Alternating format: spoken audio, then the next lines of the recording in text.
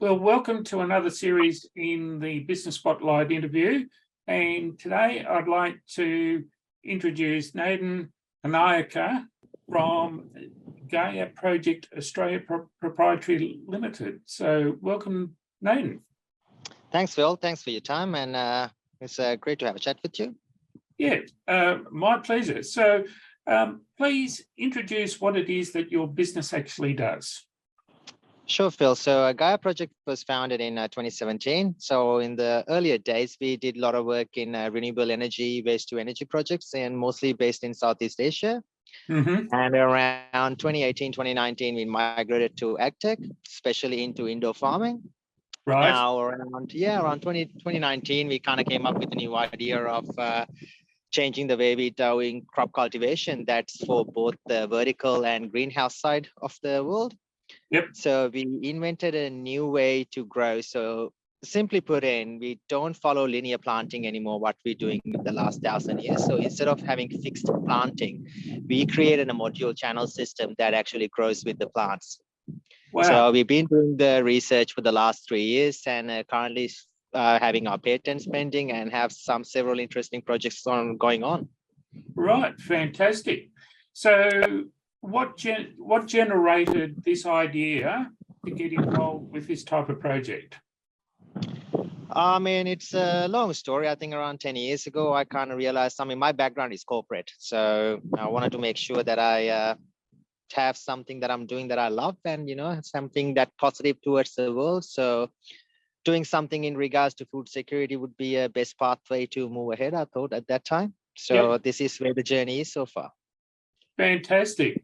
And so when you think about where you're at now, what was the processes that you actually had to go through from, I guess that idea, that concept, to get you to where you are now? I think it's a difficult journey. I mean, it was hard. I think first thing I would realize is if you don't love what you do, this is not a gig that you want to take in, this whole startup thing, because it's not a Monday to Friday job. It's not 9 to 5. It's 7 days a week, 100 hours a week. It's nonstop and it doesn't have an ending. But ideally for me, a lot of people question about my work-life balance, but I do love what I do. So for me, it's not really work. It's something that I love to do. So I don't mind doing it, all the vacant time that I stay. So yeah, that would be the fundamentals, I would say. Yeah.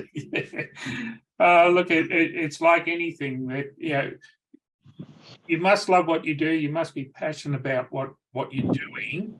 And, it's having that end goal in sight. So in terms then of, some of the challenges, some of the issues that you've actually had to overcome, what were some of those key ones?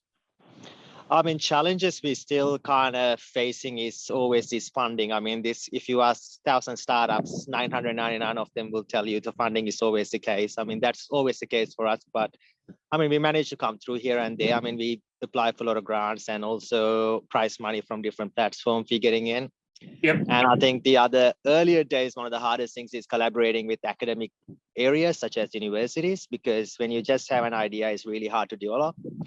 But I think at the same time, our development phases was really quick. We kind of follow a lot of agile methods of developing hardware. That's mainly because of advancement of technology. We started in 2019 with 3D printers. Yes. Because of that, our iterations of our designs, testing in real life has so much quicker results and turnaround time.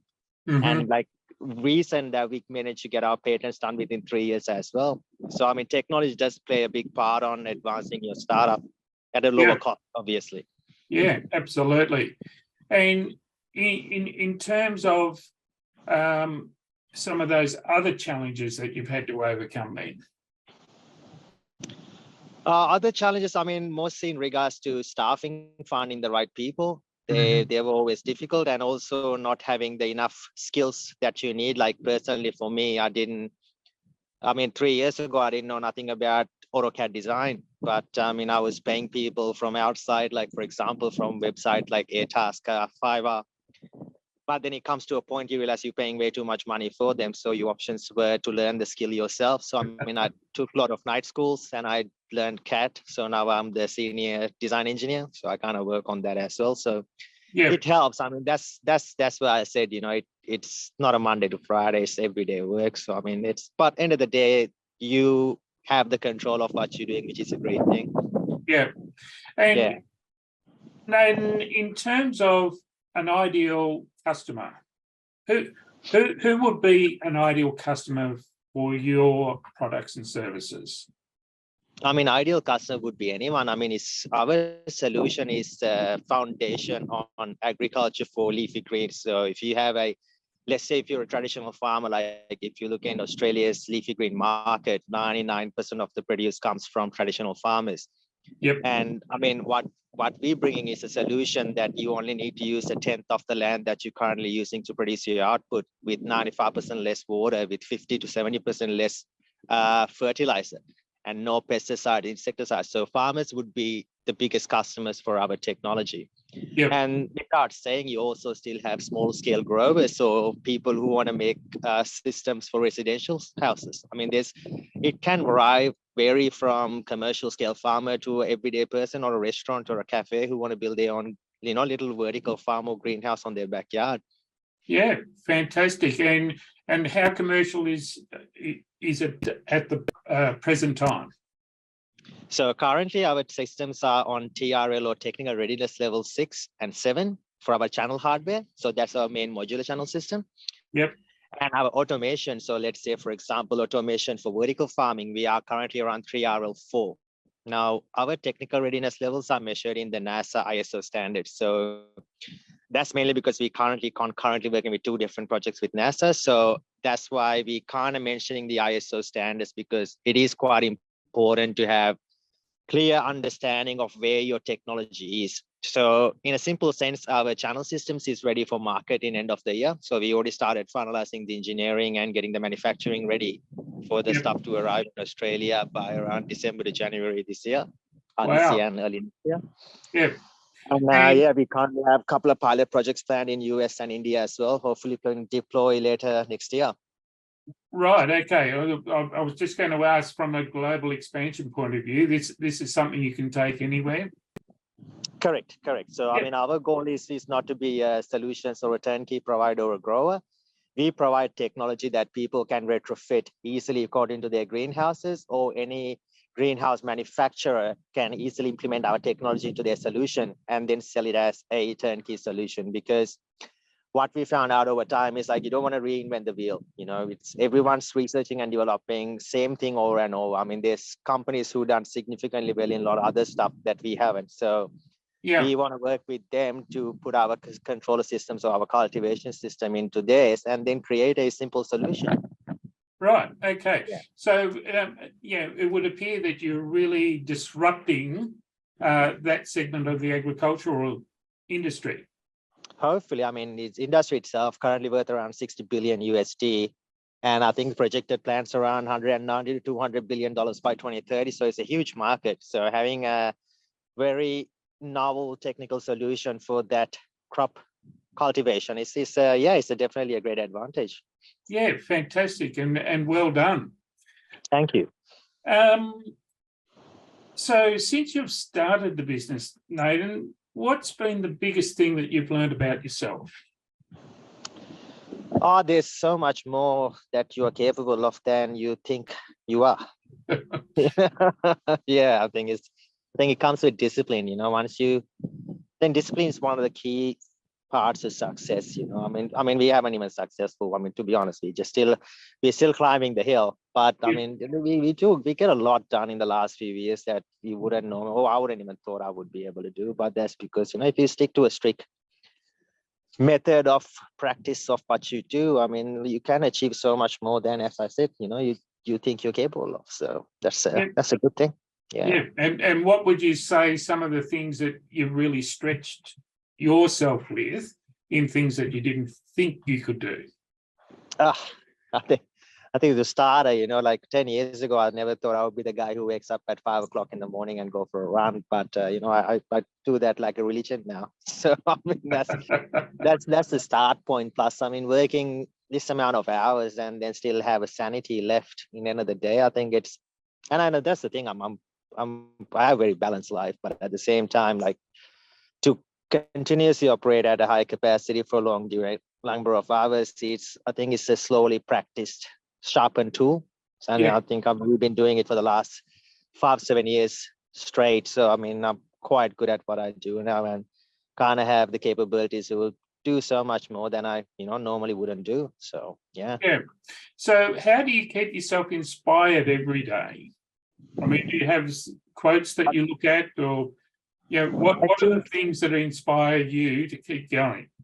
There's a saying, it says something along the lines of, what you do is bigger than you or yourself.